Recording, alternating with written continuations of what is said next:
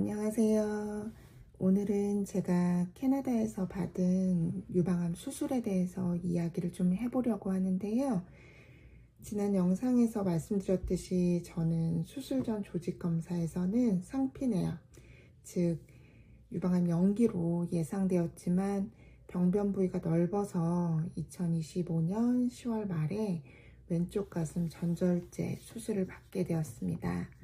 저는 동시 재건술을 선택했기 때문에 외과 의사와 성형외과 의사가 함께 수술을 진행했습니다.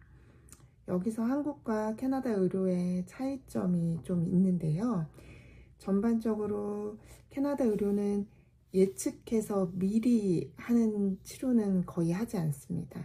그러니까 쉽게 말해서 이 사람이 어떤 가능성이 있다라고 생각해서 선제적으로 어떤 처치를 하기보다는 정말 실제로 그게 필요하다는 근거가 생겼을 때 치료를 진행하는 시스템입니다.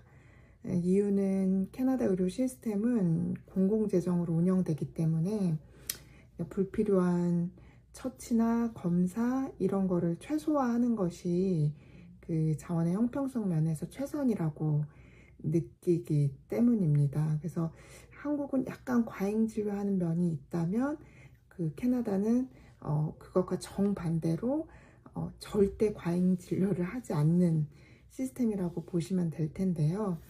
그래서 저는 그 전절제 수술을 하면서 림프절 생검을 동시에 진행하지 않았습니다.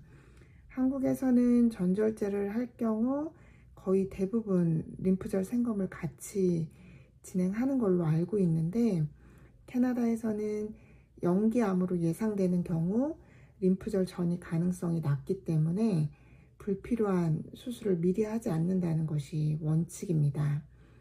하지만 문제는 전절제를 하면 이후에는 그 감시 림프절을 찾기가 어려워지거든요. 그래서 캐나다에서는 전절제 수술을 할 때 매그트레이스라는 그 자성 물질을 그 주사로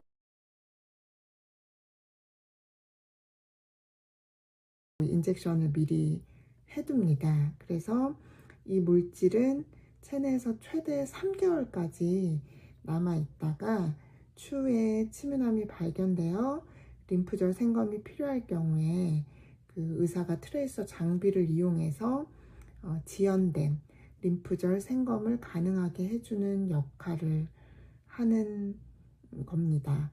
그래서 제가 알기로는 이게 그 한국에서 전절제 수술할 때 유륜 주사 놓고 뭐 그 감시 림프절 찾아서 하는 거에 비하면은 비용이 되게 비싸다고 들었거든요. 근데 그럼에도 불구하고 불필요한 처치를 미리 하지 않겠다는 캐나다의 굳은 의지를 볼 수 있다고나 할까요? 그래서 어쨌든 저는 전절제 수술할 때는 감시 림프절을 떼지 않았고, 그렇게 자석 물질을 주입하고 유방외과 의사가 이제 전절제를 진행을 했고, 이후에 성형외과 의사가 조직 확장기를 삽입하는 것으로 수술은 마무리했습니다. 수술은 약 한 3시간 정도 걸렸고요.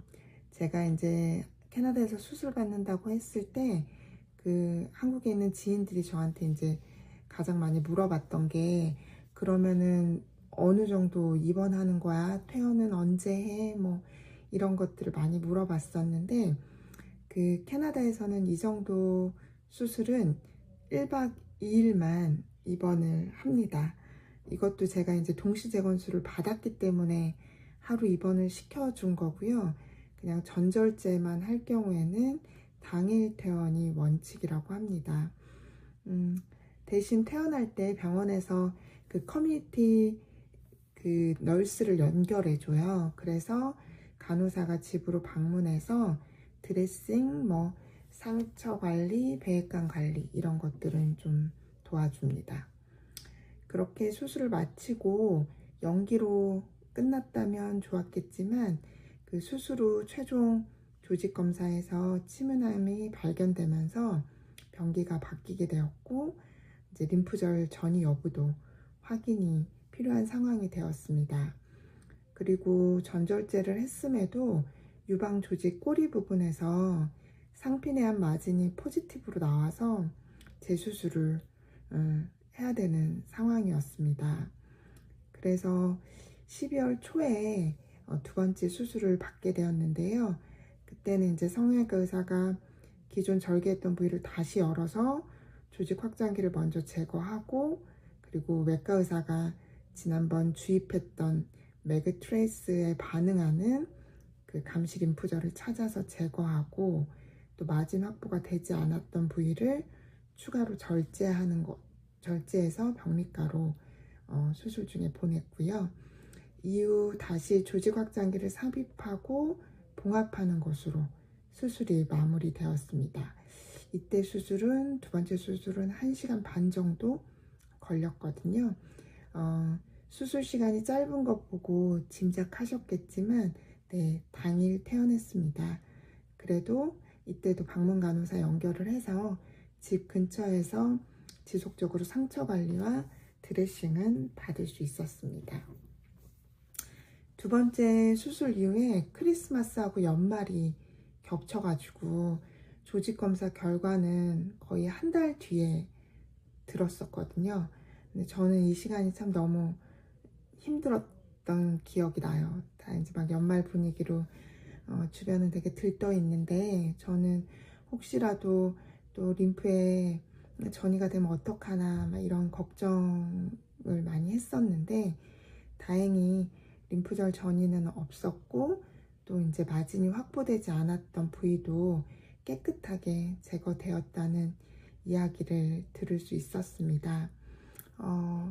한국 같은 경우는 제가 이제 후기 같은 것도 읽어보고 하니까 뭐 로봇 수술 옵션도 있고, 또 그 재건술 할 때 뭐 인공 진피 뭐 이런 것들, 그러니까 수술에서 이렇게 활용할 수 있는 여러 가지 뭐 선택 옵션들이 많이 있더라고요. 그리고 수술 중에 급속 냉동 병리 검사를 해서 수술하는 중에 림프절 전이나 침윤 여부를 간이 검사로 좀 확인해서 효율적으로 접근하는 부분이 있는 것 같아요. 한국은 또 의료 선진국이니까요. 그리고 수술 후에는 그 일정 기간 또 금식을 계속 시키더라고요. 그리고 폐활량 늘리기 위한 호흡 운동 같은 것도 좀 시키면서 더 타이트하게 의료진의 관리하에 그 회복이 이루어지는 것 같더라고요. 근데 캐나다는 뭐 앞에 말씀드렸듯이 공공재정으로 운영되기 때문에 그 불필요한 비용을 최소화해야 되기 때문에 이 환자에게 정말 필요하다고 생각되어지는 것만 절차를 갖춰서 진행을 하거든요.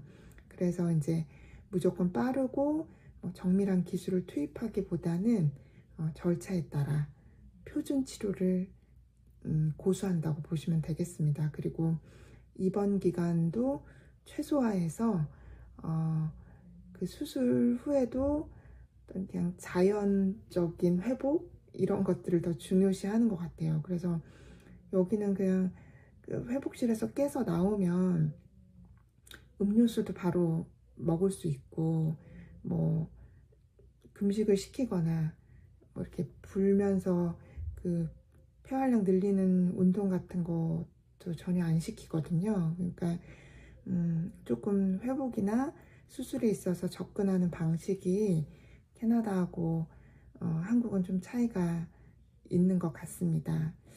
사실 저도 한국에서 훨씬 더 오래 살았던 사람이기 때문에 이렇게 1박 2일 입원해서 이게 그냥 수술도 아니고 그래도 암 수술인데 가능할까 걱정이 많이 됐었거든요. 여기서 하는 게 맞는 건가 막 이런 고민도 됐었는데, 막상 또 해보니까 이 인간의 자연 회복력이 얼마나 놀라운지, 또 익숙한 환경인 집에서 이렇게 지내다 보니까 또 좀 더 빠르게 회복되어지는 느낌도 있었거든요. 물론 이제 한국 의료에 익숙한 사람으로서 이렇게 매번 절차를 기다려야 되고 뭐 이런 것들이 좀 애가 타긴 했지만 또 로마에 가면 로마 법을 따라야 하잖아요. 그리고 또 감사하게도 캐나다는 이것이 다 공공재정으로 운영되다 보니까 환자의 본인 부담은 없거든요. 그렇기 때문에 감사하게 수술을 잘 받고 회복했습니다. 지금은 항암 치료 중인데 2차 항암 맞고 지금 일주일 지났거든요. 근데 이제 아직 컨디션이 완벽하게 다 올라오지는 않아서 목소리가 좀 잠기는 상황이긴 한데 어쨌든 오늘은 제가 타국 땅에서 받았던 수술, 유방암 수술에 대해서 이야기 나눠봤습니다. 다음번에 또 뭐 다른 이야기로 좀 준비해서 다시 만나도록 해요. 네, 그럼 다음엔 좀 더 활기찬 목소리로 만나요.